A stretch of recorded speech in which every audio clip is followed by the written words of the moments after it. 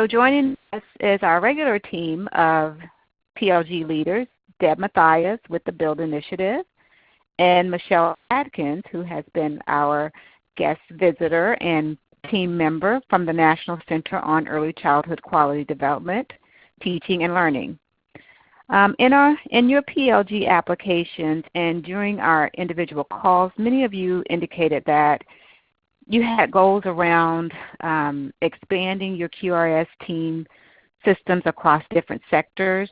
You talked about connecting to existing systems and possibly streamlining or coordinating your TA efforts where possible. So in today's PLG, we are looking at giving a glimpse of kind of a broad spectrum of what TA takes place in the state and how that can potentially be connected. So we have joining with us 3 members of our national TA system. We have Susan, Kelley, and Katherine, and they're going to give us a look at TA from the various perspectives along the age continuum, from infants and toddlers to school age. So most of you are already including, well, the majority are including providing TA to programs that serve children that are 0 to 5 years old. Some of you are adding on infant and toddlers. Some are looking at expanding to school age. And so our guest from the National Center will talk today about infants and toddlers. So Susan O'Connor, she's a senior specialist at the National Center on Afterschool and Summer Enrichment, and she's going to talk about the school age continuum. Kelley Perkins is a senior TA and TA specialist at the Child Care State Capacity Building Center, and she specifically focuses on infant and toddler specialist networks. And then Katherine Falen is also a senior technical assistant specialist, and she is at the National Center on Early Childhood Development, Teaching and Learning as well. And she's going to talk a bit about some effective TA approaches. So please, again, use your chat box, talk to the speakers and give us feedback and ask your questions.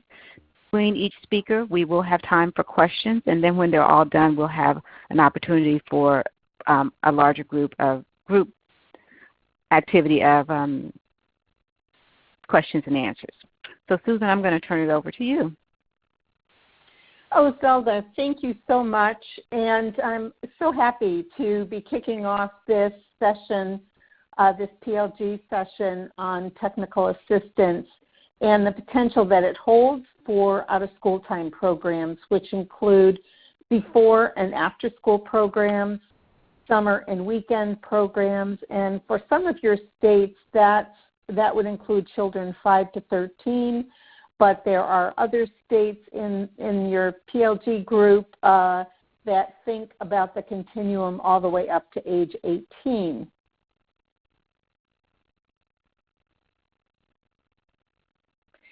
So just a word about NCASE before I get started. As Zelda said, we're part of the TA system, the national TA system, and working closely with ECQA.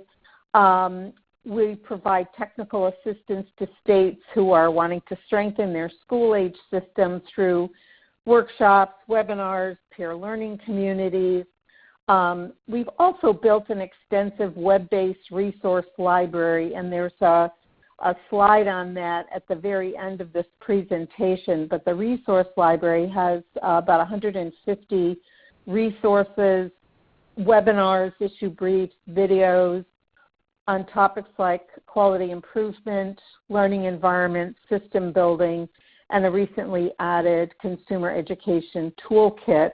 And we've been getting some great feedback on this for the field, so I encourage you to use it and to let your connections in the school-age world know about it.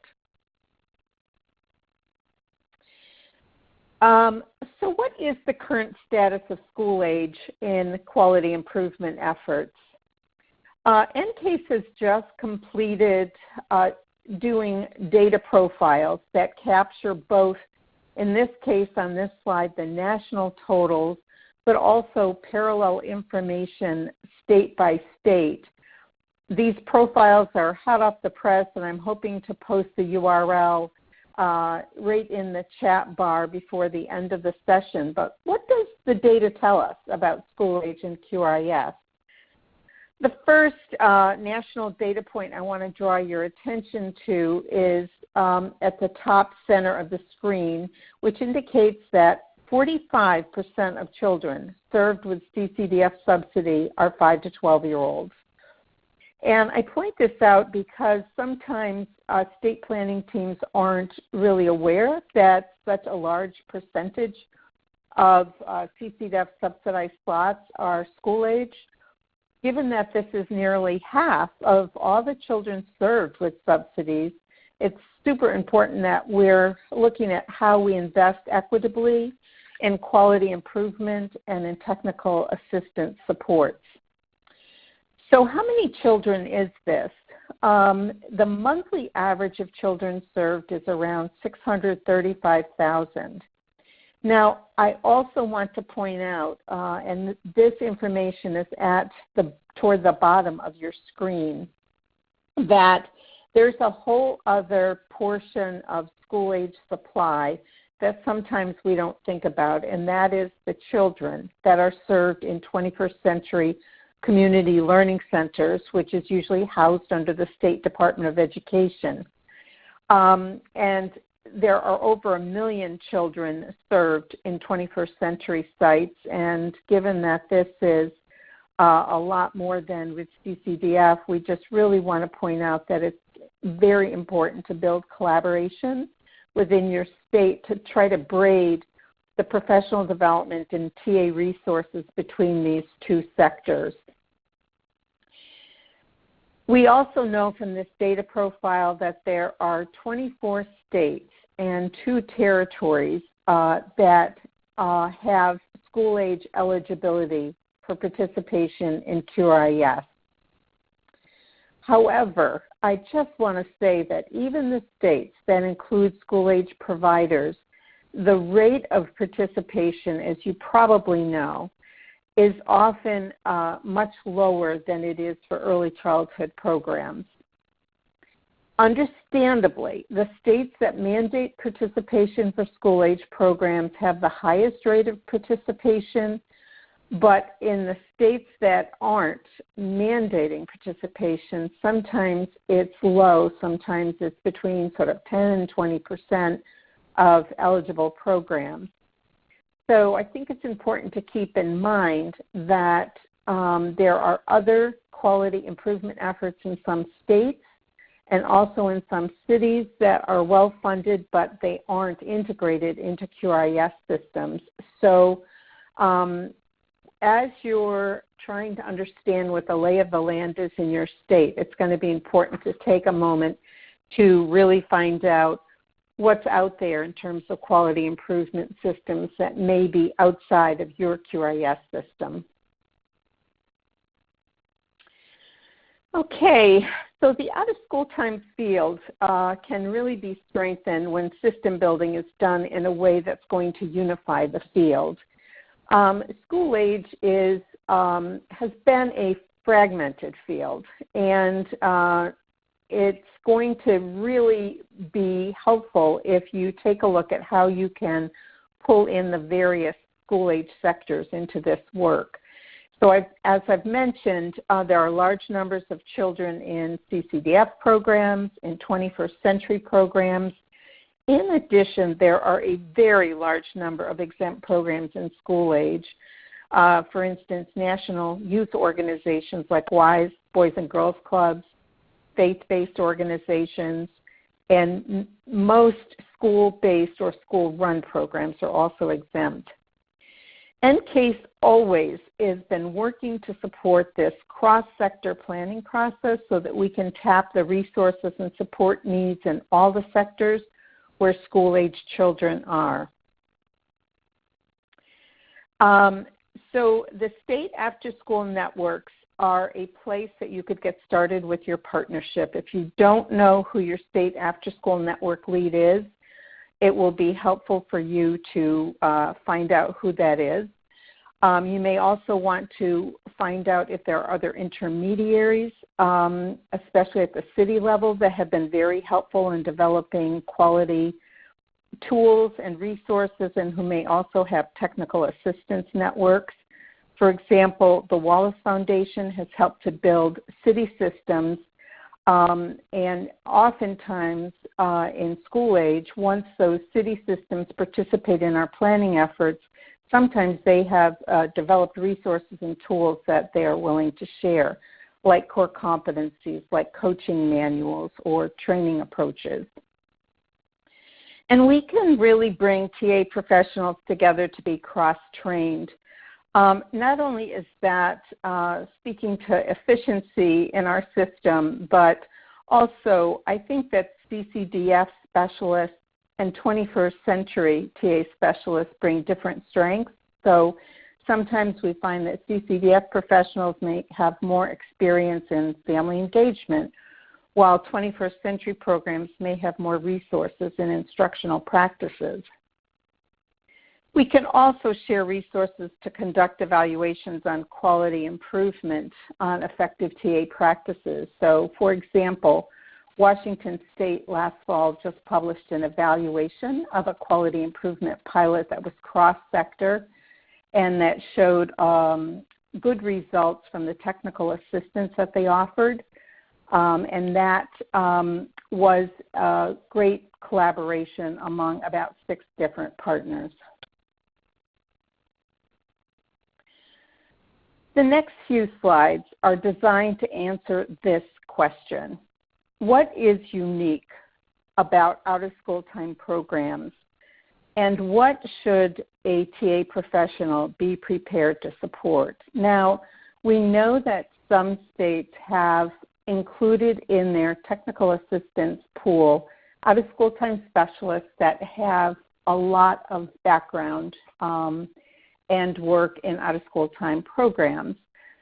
We know that other states have primarily an early childhood TA workforce, and so they're needing to really build their capacity to also be able to work in school-age classrooms or in school-age programs. So they're going to really need to know what is unique about out-of-school time and how can they take that into account when they go out to do this work. One of the biggest challenges we have is that most staff positions are part-time, and as a result, the staff turnover rates average 40%. In these times of low unemployment, programs are reporting a staffing crisis to keep these part-time jobs filled. The part-time staff also are often hourly employees. They may be full-time college students, or they may be holding down a second or third job to make ends meet. They often arrive into these jobs without much formal education on youth development, and they may also have little time as they're juggling their other responsibilities to participate in training or in quality improvement efforts. Our strength in school age, however, is that we tend to have a group of highly educated full-time staff with long retention rates that form a leadership core for our field. So school-age leaders, they're often the anchors in our quality improvement efforts, especially if they're the only full-time staff person in a program. A number of states that participated in our quality PLG have decided to focus their system-level efforts on building the capacity of their program leaders and relying heavily on their TA professionals to play a critical role in building that leadership capacity, just because we know that these full-time folks are our anchors and what will help us sustain quality improvement efforts.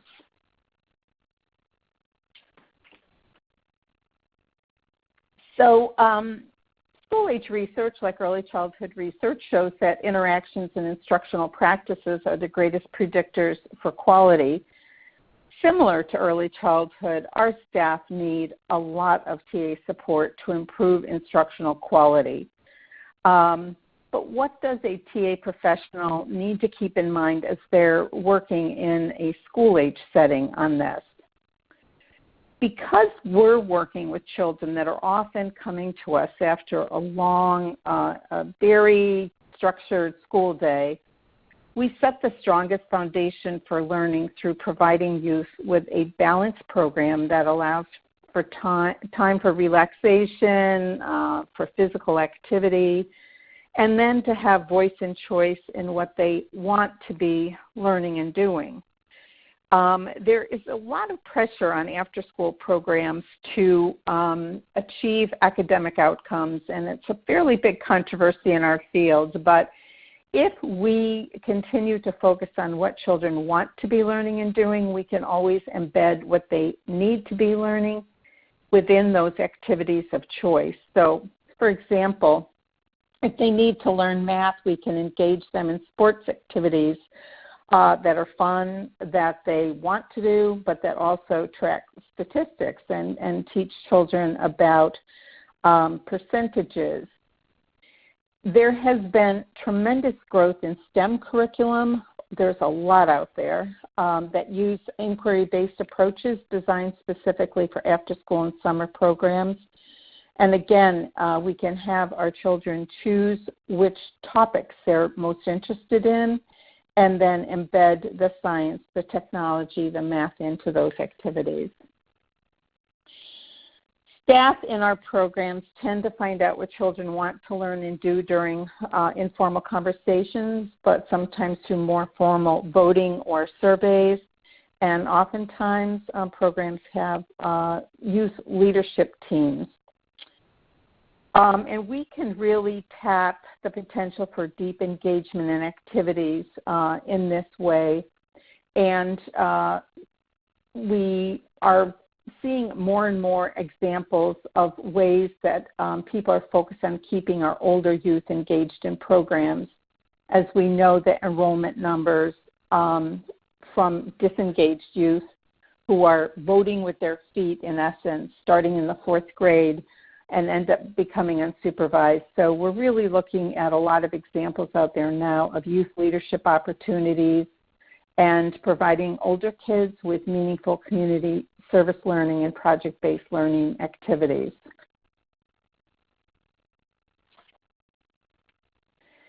And I wouldn't be doing justice to the out-of-school time world if I didn't take a moment to talk about summer.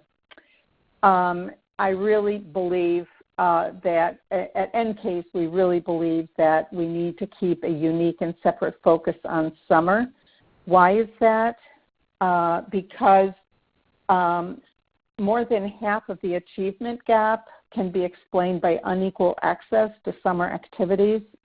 This is the result of over 100 years of research. But research also suggests that the good news is 3 to 4 consecutive summers of high-quality learning experiences can get kids reading on grade level by 3rd grade. And if you're in a state that has a concern about the numbers of kids on grade level by 3rd grade reading, you're going to want to really think about your summer programs. And often what we see is that quality improvement in TA efforts focus on the school year, that September to May or June period of time. And then because summer becomes a full-time session, often people say, oh, we're too busy to really work on quality improvement, and so they don't spend much time focused on this, and that's a mistake. So as programs move into the summer, they shift gears. They may be in a new location. They shift into long summer days. They may hire a lot of additional staff, sometimes as increasing their staff by as much as 50%. And so we're really looking to make sure TA professionals that are out there working with school age know how to work in these full-day summer camp programs and also support the leaders of those programs. So I want to just pause a minute to share out some TA system examples, some promising practices that we are familiar with in our NCASE work. One state provides what they call peer learning move-ahead cohorts, where the TA professional facilitates PLC for programs that want to move up in their quality rating system.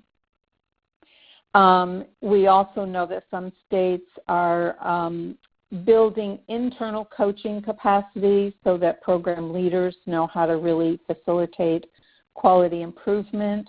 And there are a growing number of states and school age that are providing a lower stakes approach with less focus on the R of the QRIS. This includes states that are using specifically a continuous quality improvement approach with stakeholder teams, building action plans. And some of these examples are even being mandated by legislatures. And then there's also building TA capacity for the early childhood professional. And there are states that are really trying to make sure that TA professionals have easy access to out-of-school time training and that they have opportunities to shadow experienced school-age TA professionals. So with that, I'd like to pause and see if you have any questions for me. And I haven't had a chance to check the chat bar, but I'll look to see if there's anything in there. Any questions or any comments you'd like to make?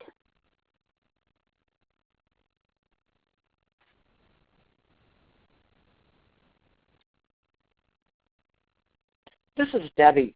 Susan, could you tell us how are states having the QRIS standards? There's a couple of different ways states can represent the standards, and can you talk a little bit about how states that have school age incorporated in their QRIS work in that area? Oh, sure. So some states, there's sort of two general directions states go in. Some states are integrating school age issues into their overall standards. For example, they might include a standard there that exempts school-based programs from some of the facilities standards, knowing that it's very difficult for an after-school program that's a vendor to be able to meet those standards for separate standalone buildings that might be more typical, say, of a Y or a Boys and Girls Club. There are other states that have created standalone school-age standards. Those really capture all the differences between school-age and early childhood programs. Does that answer your question, Debbie? Is that what you were asking about? Yes, thanks. And we have another. We do have a question. Do you see in the chat box? I see it. I see Kimberly Owen's question. Could you further explain the lower stakes approach? I know of several states that the school age field has said we're not really ready for a higher stakes QRIS system where our programs are rated, where families are hear what our ratings are, because some of our part-time staff have never even had the opportunity to use a program assessment tool. So we're really in a stage of change that is not ready yet for that higher stakes rating system. And so what they're doing is creating an approach with program assessment tools, perhaps other data gathering tools like surveys for youth, for staff. They're creating, they're working with programs to have CQI teams that create action plans that do a self-assessment but that aren't rated. I also know that Washington State is trying something sort of in between that, where they are using something called a quality seal and you either get it or you don't, but it's not leveled. It's not like star 1, 2, 3, 4, 5. It's just the quality seal that you get if you meet all the criteria that they've spelled out. Okay, and there's another question here, and then I know, Zelda, you probably need to jump back to the next presenter, but so Cassie's asking, I agree that building the administrative capacity at programs to be leaders and coaches for their site is important to sustain quality improvement, and I just want to say that it's not only smart in terms of sustaining quality improvements that are made, but for us, because those people are often the ones guarding the gate, sort of, as we have a tremendous amount of turnover, it's our very survival sometimes in terms of holding on to quality. So thanks for underscoring that, Cassie. And with that, Zelda, I think I'll turn it back to you. Okay, great, Susan. And remember, we will have an opportunity for additional questions, and Susan has provided some resources for us in the chat box. I'm sorry, on the slide deck, which will be posted. So we're going to move on to Kelley, and Kelley's going to give us some information about the infant toddler specialist TA. Great. Thank you, Zelda. Hello, everybody. I'm so pleased to be here today and share a little bit about infant toddler world and how TA and QRIS kind of intersect with that. So again, my name is Kelley Perkins, and I am from the State Capacity Building Center, specifically from the Infant Toddler Specialist Network. And I am the Infant Toddler Specialist in Region 3. So you can see on this slide that these are the Administration for Children and Families. These are the regions. Each one of these regions is assigned an infant toddler specialist from our network who helps to support TA specifically around the infant toddler set aside from the Child Care Development Block Grant. So I'm going to tell you a little bit about how we approach our TA, and we thought this might be interesting to think about, for you guys to think about how we conceptualize technical assistance and then think about how we try to individualize it as well. And so you'll see here on your screen there's a pyramid, and on the bottom of the pyramid talks about universal technical assistance that is provided. And these are the kind of things like resources, universal resources that are available to everyone to look at. So we have a site called the Infant Toddler Resource Guide, and on there we have a variety of different resources that I'm going to highlight some of them at the end of my presentation for you all as well to see, and you'll have links to that. So hopefully that will be helpful. We also provide targeted technical assistance services, and this is really around specific topic areas. So when a state is interested or several states are interested in a common topic area, we might do something such as a training for trainers or a peer learning group, or this year we run many communities of practices virtually around specific topics. And then you'll see at the top of the pyramid, you see our tailored services. And these are very much state-driven, individualized experiences that are either brief or they're intensive, which means that they occur over time. So when we were thinking about what we wanted to share with you all, we were looking at our trends in what states are interested in around technical assistance right now. And so we found that these main trends have started to bubble up and emerge from our work. Primarily, there's this overarching theme in all of the work that we do to really help to build capacity within states and territories to help the providers and technical assistants to really build capacity around TA. And so you see that one of the first major themes that we have is around the structure for specialized technical assistance. And in the world of infant toddlers, it tends to be infant toddler specialist networks. And so I'm going to talk more about that in just a few minutes, but I just want to briefly go over some of the other trends that we see as well. We're seeing a lot of requests from states interested in professional development for state-level professionals. You see an example here of we have some states that are interested in doing some training for their licensing reps, and we also have trainers that are being trained in our training for trainers around relationship-based practices. And so you see this again, this trend towards this professional development. How are we helping facilitate training for trainers or other professional development at a state level? And then we also have this focus from our states on strategic planning. And so we have a new tool called the Infant Toddler Policy Tool that we piloted last year, and we are in the process of doing some CQI to that right now, and it'll roll out again in May. And this is really a tool that states and territories use to think deeply about what policies and practices they have that are really serving infants and toddlers and their families. And so there's an action planning part of that tool and a series of other resources that are involved with that. So like I had mentioned a second ago, we really thought that one of the most interesting things for you all to hear about is the work around infant-toddler specialist networks, and that really that focused area of technical assistance that is brought by those specialists into programs.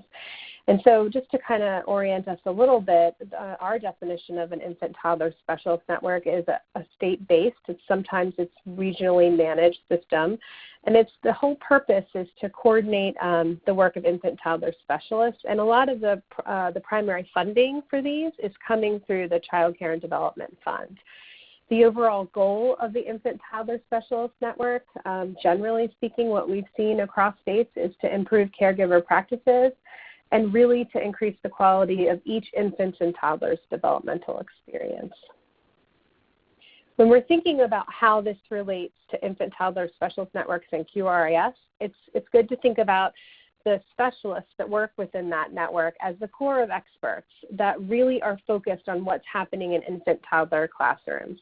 And we see in QRIS that oftentimes they're connected, so these networks are connected in different ways in the QRIS. So as an example, one particular state, states are able to access those specialists if they reach a certain quality level. And so you see states do a variety of different things structurally in how the network connects with the QRIS.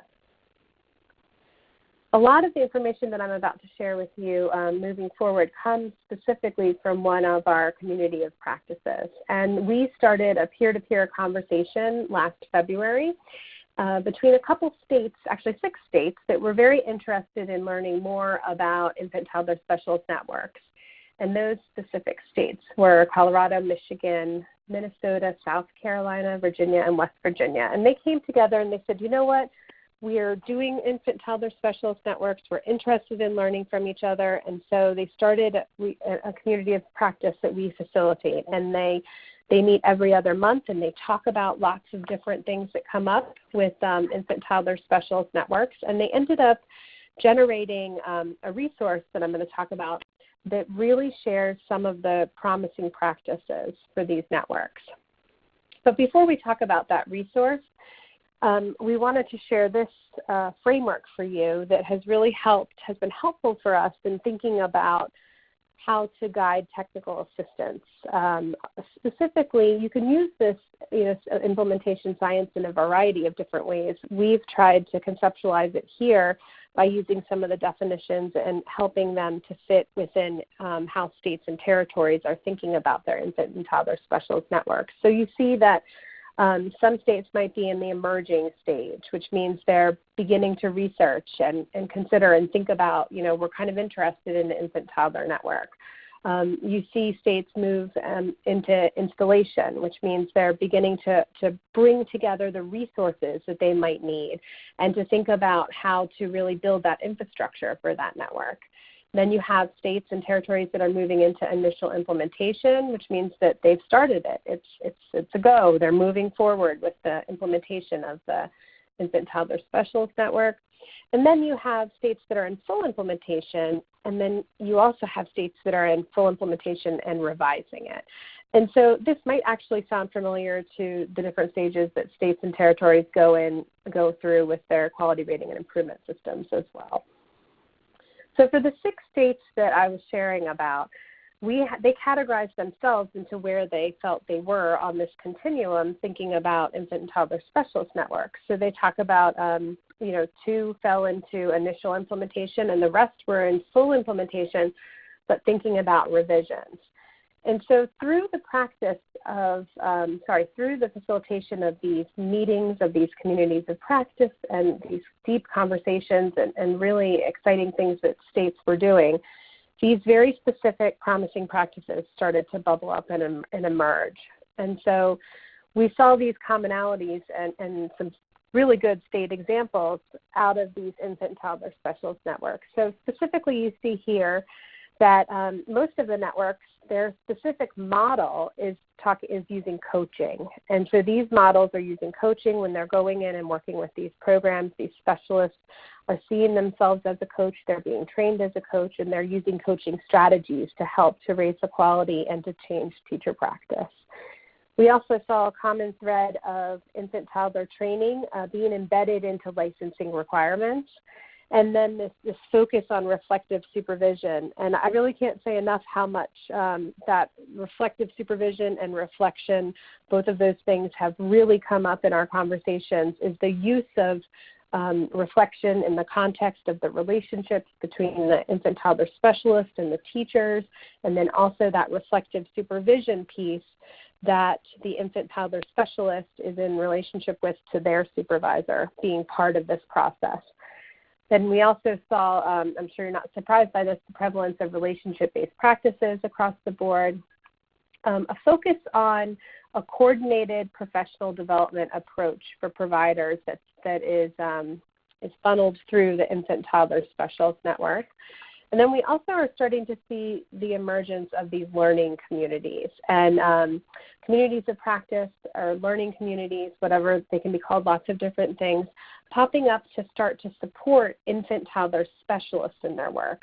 So there's been some conversation as well about the professional development of infant toddler specialists and how do we ensure that they're ready to best support the providers that they're working with, and how do we continue that professional development as well. So the last main theme that emerged from our conversations and that we kind of have been focusing on lately around infant toddler specialist networks is how evaluation plays a role in this. And so thinking about all the things that they'd like to measure, whether or not the infant toddler specialist network has a logic model, what are they doing for evaluation, what data are they collecting. We've had sessions where states have shared their data systems with each other so that people could start to see and think about different ideas that they could do. And then we've also been having these really interesting conversations about how do you measure the presence of relationship-based care, and how do you also really think about what supports you're providing to those infant toddler specialists and whether or not they're effective in helping them to move practice as well. So those are the main findings that we found that states and territories are really interested in and really focused on around infant toddler specialist networks. And we also wanted to just quickly during this time share a couple of our resources that we found have been the most popular and the most interesting for the people that we've been working with in different states. This first one is a resource that was used primarily with the community of practice. They were very interested in this value creation framework to help them think about how to possibly evaluate infant toddler specialist networks. And then we also have a couple of resources that were developed by our network and are available on the infant toddler resource guide and also linked in this presentation, which you're going to get a copy of. And the first one is how, this is a guide about how to develop a statewide network of infant toddler specialists. So this revision of this particular document took place in 2017, and it goes by a step-by-step approach about how states and territories can think about how to start an infant toddler specialist network and what will need to happen in order to develop one. This is a resource that I had mentioned earlier. This is the infant toddler policy tool that we're seeing states really utilizing and thinking about for strategic planning, and how to be very intentional in making sure that they're setting up policies and practices that support infants, toddlers, and their families the best. And then this particular resource is all about the structures and the functions of Infant Toddler Specialist Network. So while the first resource that I spoke about is a guide, kind of a general how-to, so what would you need to do, what would you need to think about, there's an action planning document in there. This resource goes through every single state and territory that has an Infant Toddler Specialist Network, and it talks about how it's funded, how it's structured, who administrates it, and links to that particular website of that Infant Toddler Specialist Network if they have one. And so these are just some resources that we thought might be helpful or interesting to you all, and I am going to pause here and see if there's any questions. So Kelley, we do have one question regarding, if you could just clarify who the targeted audience is for your services. Is it, are we looking at practitioners, or are we looking at states and territories as the target audience? Yeah, so I think services? that the answer is both. So our network, we work through the state administrators in each state or territory, and that's the CCDF state administrator. But our network also, after working with the state administrator, works with technical assistance providers within the state. So we run training for trainers with networks of infant toddler specialists or other PD specialists or other TA providers in that state. We also run virtual communities of practices, and these communities of practices are open to providers. Like, for instance, we have a family child care community of practice that started last night, actually, and it's open to family child care providers in across the country. And then we also have hot topic webinars, and they are available to everyone as well. So the answer is yes, we work with them all. Great. And so, Kelley, if someone that's on the call today that's working with QRS and has not connected with their infant and toddler TA community, what would you suggest that they do to connect with those folks, or where to find them? Are they typically in the CCDF administrator's office? So you can, do you mean, I'm sorry, I think I'm not fully understanding. Do you mean with like our network of infant toddler specialists, or do you mean within their state? Oh, within their state. Yes. So I think that the state administrator could probably point them in the right direction, but so can we. We can help people connect as well. And so you could find our information on the Infant Toddler Resource Guide.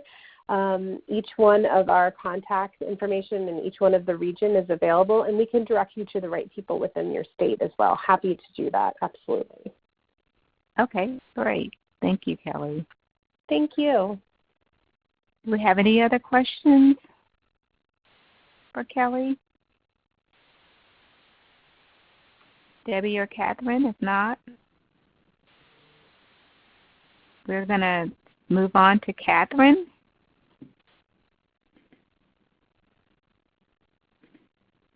Great. All right. Hi, can you hear me? Yes. Great. Hi, everyone. We've just heard a lot from Susan and Kelley about working with specific age groups, and I'm going to take us a little bit in a different direction and talk about an approach or a model for technical assistance, and that specifically is practice-based coaching.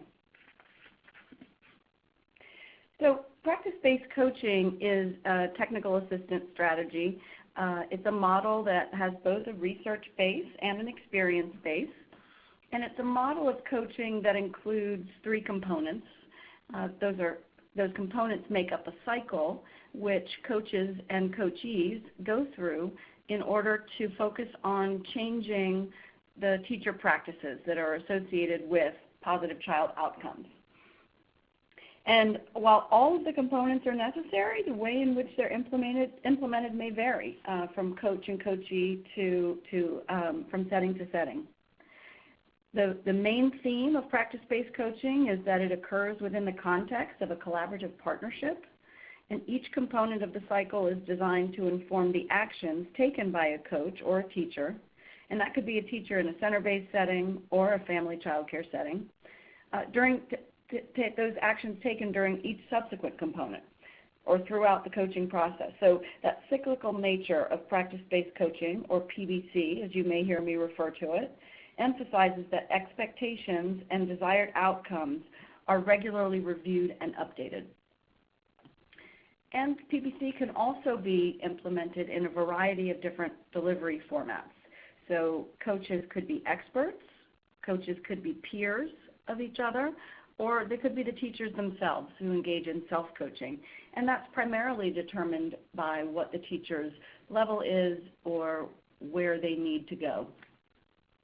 And programs can deliver coaching on-site or virtually using technology or in multiple formats.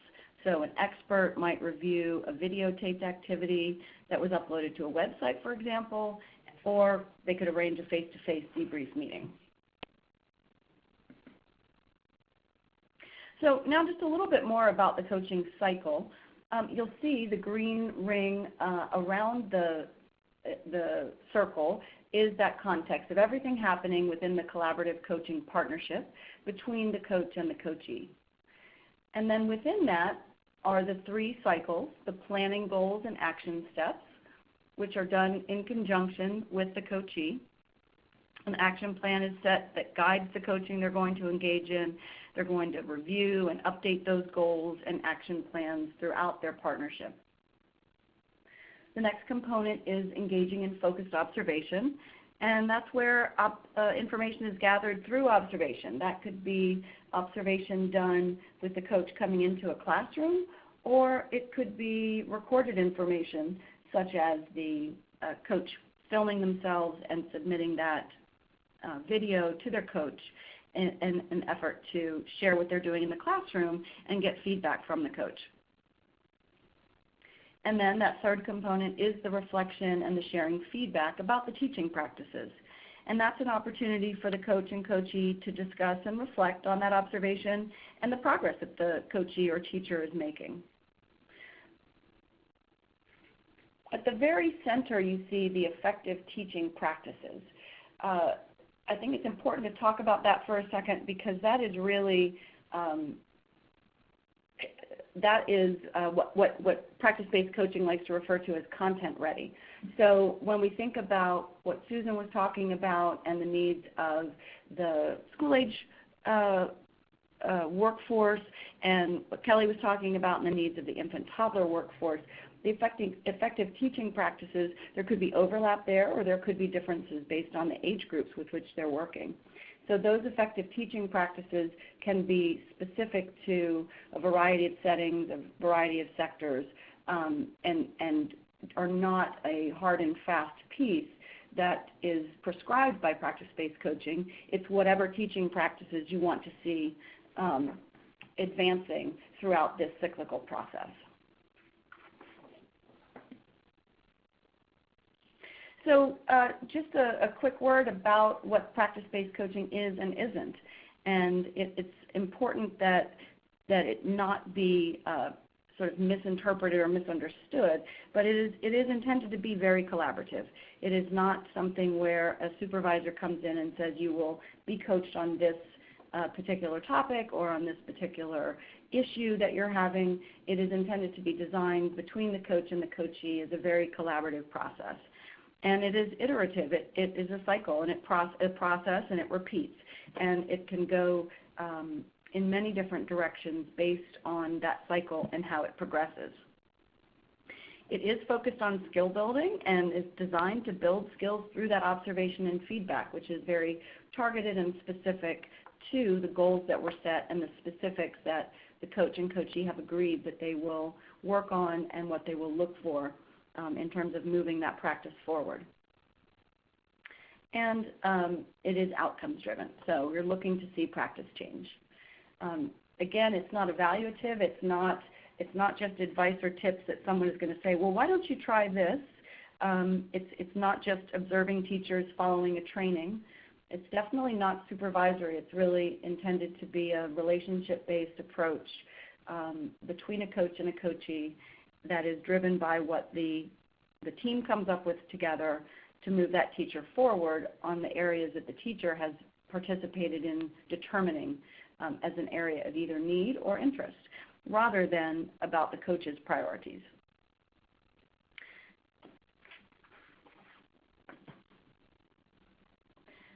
And there are lots of different options for delivering PBC. Implementing any PBC delivery option does require that leadership teams address the questions that come up and make sure that everyone is on the same page, and they develop a plan and are trained in how to implement PBC. But as we talked, you could partner with an expert coach.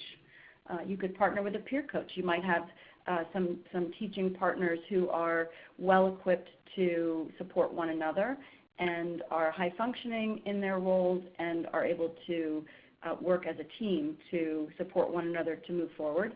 And for those who are very skilled already and maybe trying to move their practice forward even more so, there's the possibility of self-coaching, which could mean reading articles or watching videos and so forth, and then being able to go back and reflect on that after implementing some different practices. It can be done on site, or it can be done from a distance, virtually, and it can also be done in small groups or individually.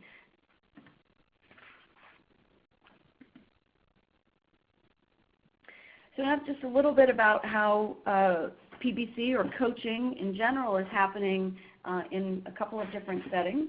The first is Head Start, where there is an actual performance standard that requires programs provide coaching support for teachers or family child care providers and home visitors. And while they do allow for local flexibility in choosing a research-based coaching model, there does need to be an opportunity for intensive coaching in place. Now, what is commonly misunderstood is a belief that that means that all teachers need to have intensive coaching. That is not the case. It is the case that intensive coaching be offered within the grantee program, but of course it is determined based on the needs of the program and should be very data-driven as to who gets what and what level of coaching and what would be the most effective approach of the delivery methods and so forth in order to get the best outcomes for teachers and ultimately children. So practice-based coaching was designed with Head Start in mind in order to meet this requirement in the Head Start program performance standards, but it is not the required model that Head Start indicates that you have to use. The Head Start Regional Training and Technical Assistance Network, however, is trained in practice-based coaching and is there to support grantees in implementing coaching. In child care, it's a little bit different. Coaching is incorporated in standards in various ways. You might see requirements for coaching or opportunities for coaching in licensing or in QRIS or other quality initiatives, and in some cases in state pre-K programs. Some states are incorporating that in their training registry, so they're figuring out how to indicate coaching that might have been a program or a person who might have taken, received some coaching hours, and then how can you indicate that and give them credit for that towards required licensing hours for training and so forth. And some states are also working on developing core competencies for coaches, just as you might have for core knowledge and competencies for caregivers or trainers. They're working on that for coaches, and some states are developing coaching credentials so that those who are providing coaching in their states would have the opportunity or may be required, depending on the state, to have that credential in order to be qualified to be a coach.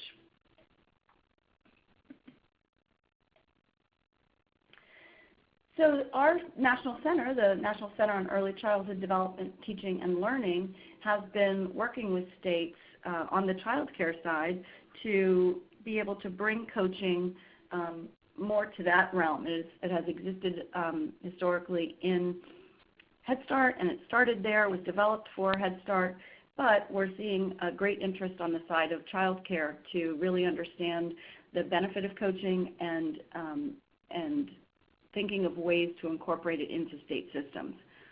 So in April of 2017, the DTL Center presented a national webinar on the topic of practice-based coaching, and that was in response to states' interests in learning more about PBC. And that came out of the goal planning process that state administrators do with the technical assistance system. And they identified practice-based coaching as a topic that they would like to get more information on. So the webinar provided an overview of the PBC framework and approach in a variety of early childhood settings. Following the webinar, we did a more in-depth peer learning community, much like this one that you're all participating in now, which consisted of a series of 6 two-hour sessions over a 6-month period. There were 9 states that put together teams that participated in the peer learning community, and teams were walked through a deep look at practice-based coaching, and they worked together as a group to think about how to incorporate coaching into their child care state systems.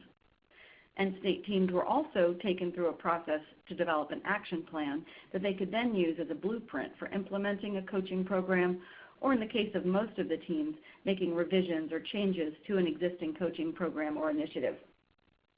And I believe that 2 of the states that are participating in this peer learning community, Wyoming and Colorado, were on our peer learning community. So if anyone has something they'd like to add, please feel free to share that in the chat box about what that experience was. And since finishing that peer learning community in October, there was an opportunity to receive intensive technical assistance from the DTL Center in order to support efforts in implementing those action plans that came out of the peer learning community. So the intensive TA could include gathering of resources and information, review of materials, group facilitation, either virtually or on-site, or perhaps providing training. And 2 states that participated in the peer learning community did request ongoing intensive TA and are now working with the DTL Center.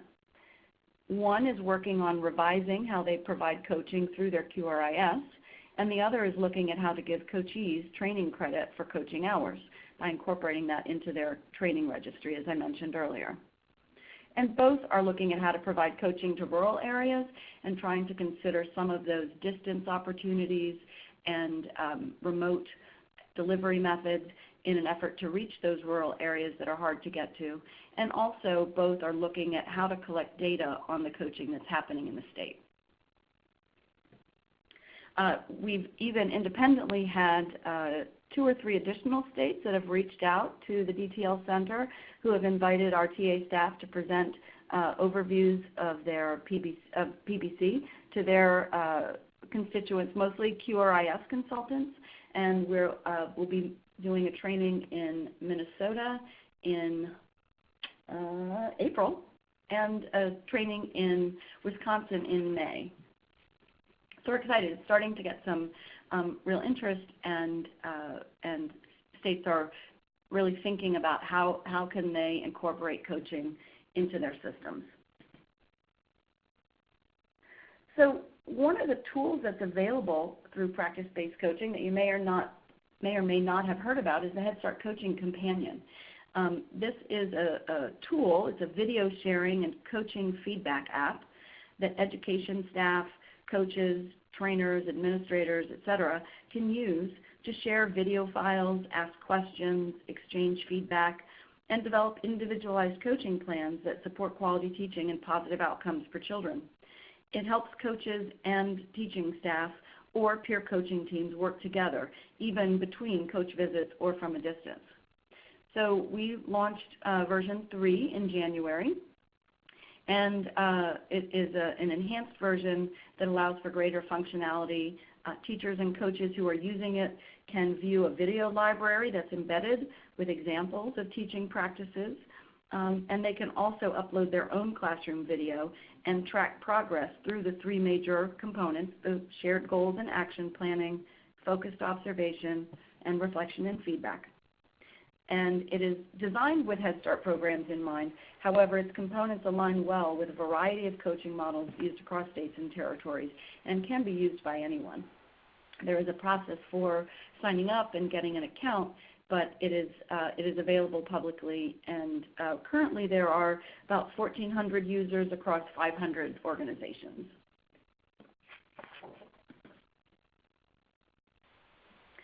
So as I mentioned, it's a video and communication sharing platform, and it is really designed to provide a safe place for teachers and other professionals, home visitors, family child care providers to ask questions and share concerns. So it is private. It is not something, it's got double authentication. This is not something where someone can just find it on the World Wide Web and go in and see videos that teachers have posted of themselves working in their classrooms. It is password protected and so on, and it is a safe place for teachers to interact with their coach. And they can upload their own videos and documents in that private space. It includes action planning, so goals and specific feedback. Goals can be set within that. A coaching cycle is started within the tool, and goals are set with the coach and coachee. The coach would put those goals in, and then they can use that as a platform to communicate back and forth. And it's really neat. The coach can, for example, highlight or select certain videos that are either already uploaded as exemplars that they can say to the coachee, why don't you look at this and think about it. It is an example of what we've been talking about and an example of your goals in action. And they can notate and mention and point out specific aspects of the video that they would like the teacher to look at.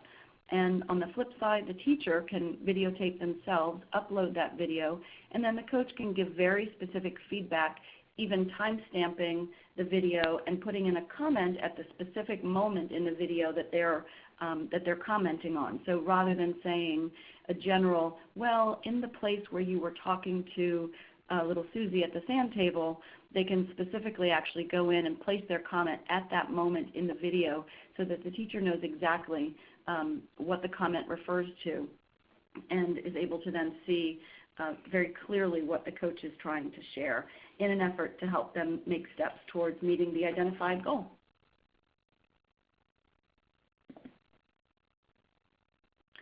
So the Early Childhood Learning and Knowledge Center, which you all may be familiar with, it has historically been more focused on Head Start resources and information, but it is much broader now and includes resources and information for all early care and education settings. And there's an entire section on practice-based coaching. And this is the site. You've got the link here on this page. And it has resources on here such as the Program Leaders Guide, and that's designed for leaders in Head Start programs, but the content, again, is also helpful for any program thinking about incorporating a coaching component for their teachers. It provides guidance for leadership and who are planning on implementing coaching or who are looking to maybe restructure a current coaching program. It does give, I think, some information that can be helpful even if you are at a state system level thinking about implementing coaching on a broader scale or within a QRIS, because it helps you think about how it might be operationalized on the ground. In addition, there are fact sheets about PBC at a glance. What do we know about coaching? The different models of delivery and implementing it, and some videos that can be used, again, as examples. Another additional resource that's on ECLEC is the Coaching Corner webinar series, and it's provided as another place to get examples and videos that may be helpful in setting goals and getting an idea of effective teaching practices. So I'm going to stop there and see if you all have any questions. That was a pretty quick and dirty run-through of practice-based coaching. Catherine, this is Michelle, and yes, we have lots of questions for you. Oh, yeah. They are all in the chat box. I'm going to sort of run through them for you, if you don't mind. There are people who are asking questions about if you can tell us who the states are that are using PBC time to count as toward their licensing training requirements. Specifically, do you know who those states are? I don't know all the states. The state that we're working with with intensive technical assistance to do that is New York. Okay. And I don't know who all of the other states are, but it's a growing piece of what the focus is in an effort to help people get credit for training hours around coaching. All right, great. And also question about coaching competencies and where someone, apparently a state that's on here is looking at developing some coaching competencies, and she's asking where she might look to find some that have already been developed. That's something that I can look into, and we can get some examples for you and be able to share back through this learning table. Okay, great. That would be very helpful. Thank you. And Josephine from Washington State has said that they have developed relationship-based professional development competencies. So that's one resource there right here within the PLG that we can reach out to. And Megan Johnson has asked, and we have a question about DTL webinars or materials and where people might find some of those. Were the webinars that were part of the PLG, were they recorded and are they posted somewhere? They were recorded. They were primarily recorded just as yours are here for the participants who might have missed a session to be able to go back and listen to them. But I can certainly look into whether or not that's something that we could share with this group and if you're interested. So I can follow up on that. Okay, that would be great. And I think I got all of those. Let's see. So most of the practice-based coaching resources are on the eClick, and that's where you would suggest people go to look if they're looking for some more information about PBC. Is that correct? Yes. Yeah, that would be a good first stop. And thank you, Colorado, for indicating that you have coaching competencies. So right here within your own peer group, you have a couple of states who are leading the way. Perfect. Thank you so much. And Michelle and Katherine, I think there was one other question about where to sign up for the Head Start Coach Companion. Yes. So that is a multi-step process. If you go to the eClick, ECLKC, you can go to the Coaching Companion page and you should be able to follow prompts.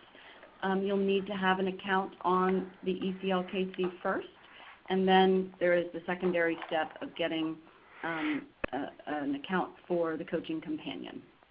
So it's a multi-step process, but just everything is through the portal of the eClick. And Katherine, there's no cost associated with that, correct? It's completely free. There are a couple of different versions of the Coaching Companion. There is one that is a state version, which is developed with a specific state in mind in an effort to help them be able to tie the information that's in the Coaching Companion and to their data systems and so forth, or their training systems. And so there is the potential to have something custom made, but that is at a cost.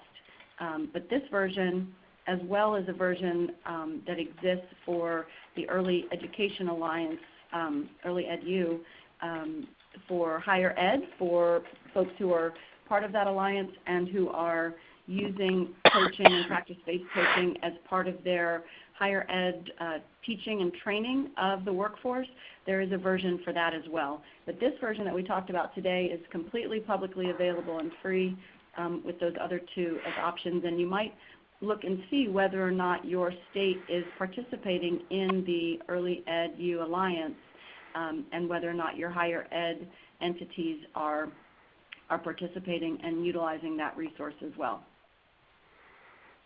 Thank you, Katherine. That's great. Any other immediate questions for Katherine? Hi, Katherine. This is Deb Mathias. I have a quick question for you. As states are looking at integrating and aligning their technical assistance across Head Start, child care, and state pre-K. Are you seeing the coaching companion and what you've been discussing today as being a good integrator across sectors? And so as you're working to prepare a cross-sector TA workforce, this could be a good model. You didn't mention pre-K, but I'm assuming that states are also thinking about this in terms of that cross-sector aligned approach. Can you address that a little? I can try. I think you're right. I think it is a good opportunity. And when you said the coaching companion, did you mean specifically the tool, or did you mean practice-based coaching in general? Either one. Okay. Or both. I think, yes, I think there is a definite trend and an interest in incorporating coaching as a means to improve the technical assistance or provide meaningful technical assistance across the board. I think it's still in its infancy as states are really figuring out how to do this, because it is, of course, expensive to try and figure out how you can get a coach at the program or at the teacher level. But it is a trend that we're seeing. We're seeing a lot more interest in states trying to figure out how, in what way can they embed coaching in a meaningful way, whether that's practice-based coaching or some other model that they may have developed. Effective and research-based coaching models share certain traits and certain elements. And so there are multiple ones that could be used. And we have, the DTL Center has a coaching brief that we have done. And I believe, I'm not sure, but I believe I provided that to Zelda, and it may be on the landing pad already. If not, then we certainly can get that to you. I think it is on the landing pad. Okay, yeah, great. I think it is on the landing pad. Great, so that can give you a little bit of an idea of some other coaching approaches and models that are being used. And there are a couple of state examples in that brief as well. But it's still new. States are still trying to figure it out, or they may have had a homegrown version, and now many states are coming and saying, well, we want to hear a little bit more about this research-based one or other research-based ones, and how we can ensure that what we're doing is not only meaningful, but is going to have the desired effect. Well, and are then, you of seeing course, the states next piece begin... is figuring out. Go ahead. Oh, I was just going to say, are you seeing states begin to think about how they could implement this model with like on-site instructional leaders, like vis-a-vis instructional leaders at the facility? When you initially were talking about it, you said, it could be peer coaching potentially, or mentors at the facility. I just wonder if you've heard of states trying to combine this model with, that instructional at the facility model and move forward in that way, because I hear what you're saying about the expense of providing a coach at the facilities, so I was just curious about that. There are more people doing that, more places where that's happening in Head Start, just because grantees might be large and can embed a coach or have enough capacity to have a coach to work across settings in a large grantee setting.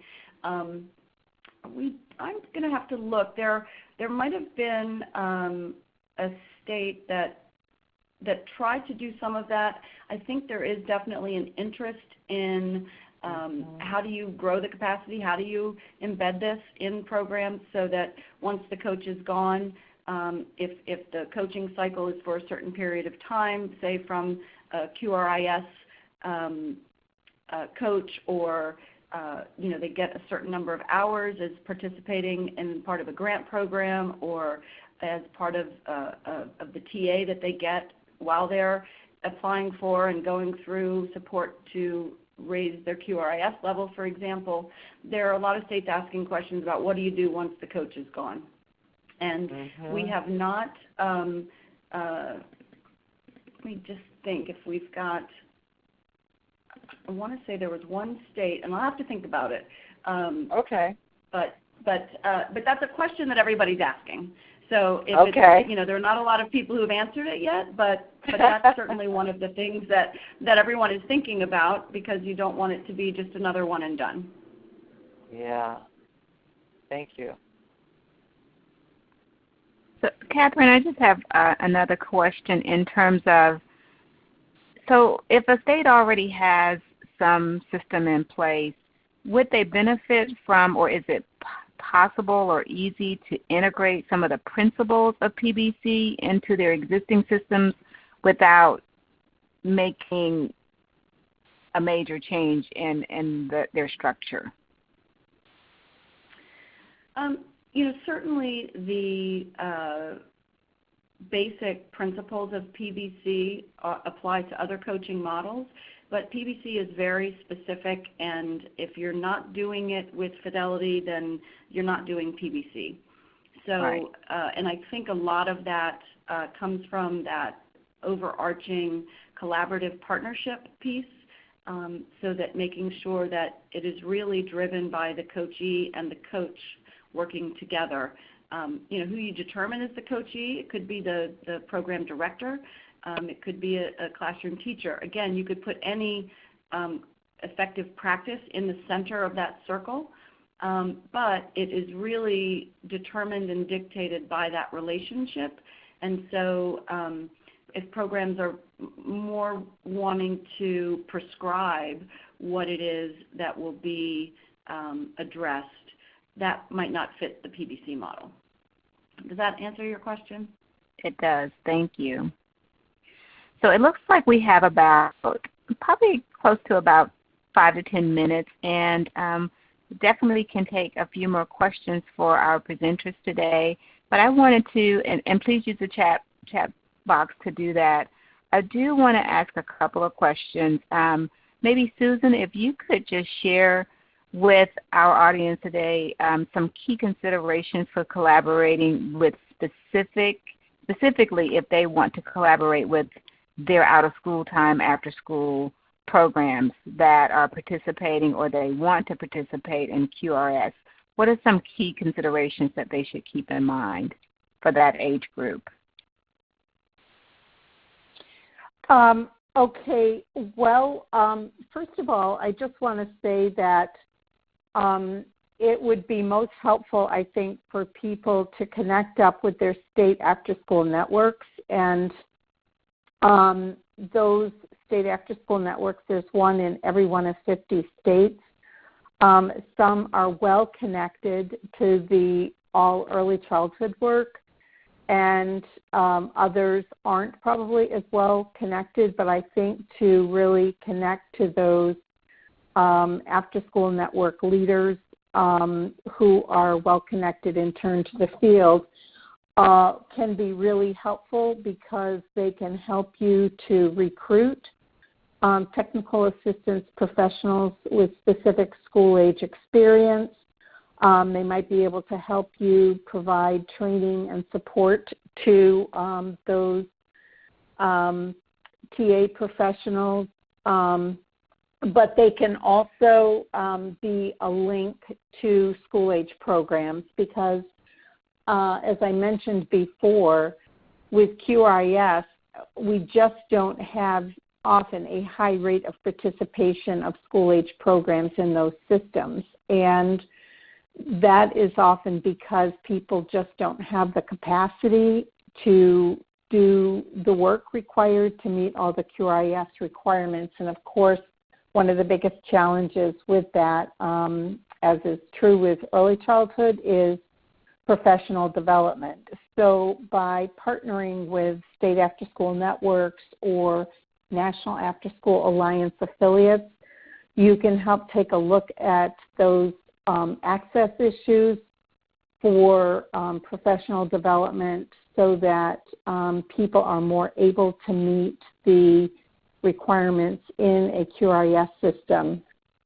In addition, if you're thinking of either creating a QRIS system for school age or perhaps revising it, I think calling together those key collaborators and stakeholders to make sure you're building a system that is responsive to the unique challenges that we face in school age, I think it could be very helpful. And as I mentioned, as some states have done that, the stakeholders have said we're not ready for QRIS, and so we're going with this lower stakes model that I talked about. Right. Thank you, Susan. I think it's really informative when you shared the percentage of out-of-school time children are receiving subsidy or receiving some benefit from CCDF, and when we think about driving quality for those programs. So that's something that we definitely would want to keep in mind as you're building programs or expanding them to include QRIS. Kelley, what about you? What are some key considerations for the TA system, especially when you're trying to bridge TA systems within QRIS with an infant and toddler specialist network? What are some key considerations?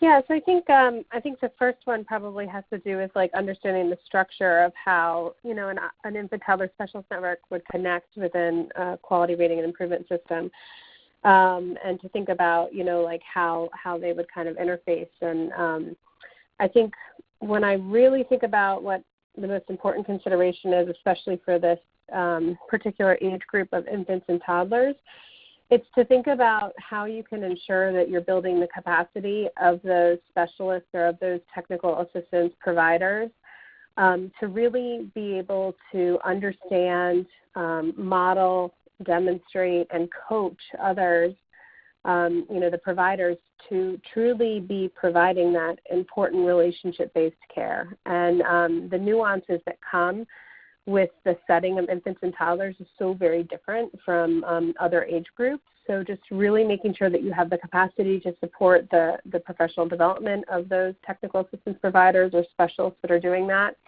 And then again, also thinking about how you connect if there is an infant toddler specialist network, how that's connected to the QRIS. I think those are the first two things that pop in my head. That sounds great. That's definitely things to think about because the sectors are so different, and it's important not to have providers of TA providing TA for practitioners that are serving infants and toddlers, and also in the same TA folks serving the folks that are serving the out-of-school time group if they're not properly trained. And it's hard to get folks trained in that full continuum of ages across the spectrum. That's very critical. Absolutely. I think that's one of the biggest challenges. Definitely. Debbie or Michelle, did you all have any additional questions? Any additional questions from our chat? Yes. I was going to ask just one additional question to all the panelists. How do you see the coaching work related to the overall CQI plan of the program? Like, do the director and team often go through a process where they're identifying?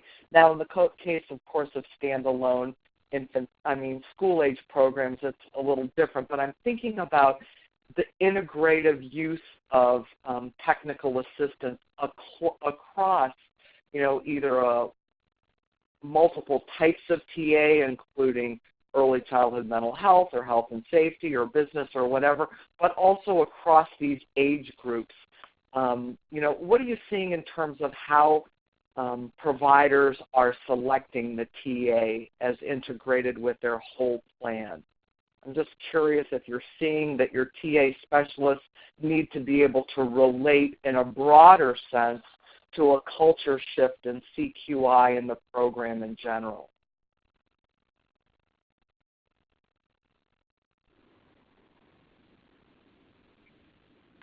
So, Debbie, this is Kelley, and I think the first thing that you bring up is one of the challenges that I'm hearing, and it's a challenge and an opportunity, really, that you can have multiple TA providers coming into a program for multiple different reasons, and they could be coaching for a variety of different goals.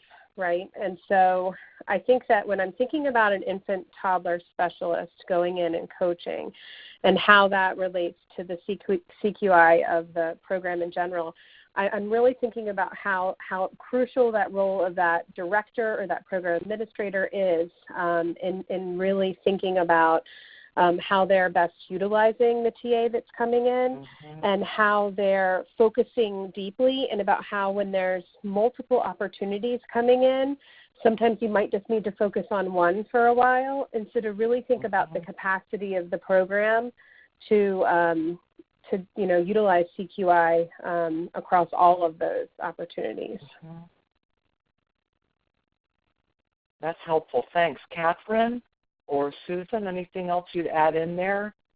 Yeah, this is Susan, and what I'd like to say here is that this is the question of whether or not we have TA professionals who are generalists and how much we need to have TA specialists, and how it is that we coordinate it. And one thing that I think can work is if there is a TA generalist who is working with the program director across the full age span, but who has access on their own technical assistance team to be able to call in that infant toddler person or the mental health consultant or the school-age TA professional, and perhaps just share some hours, but then be that coordinating person. I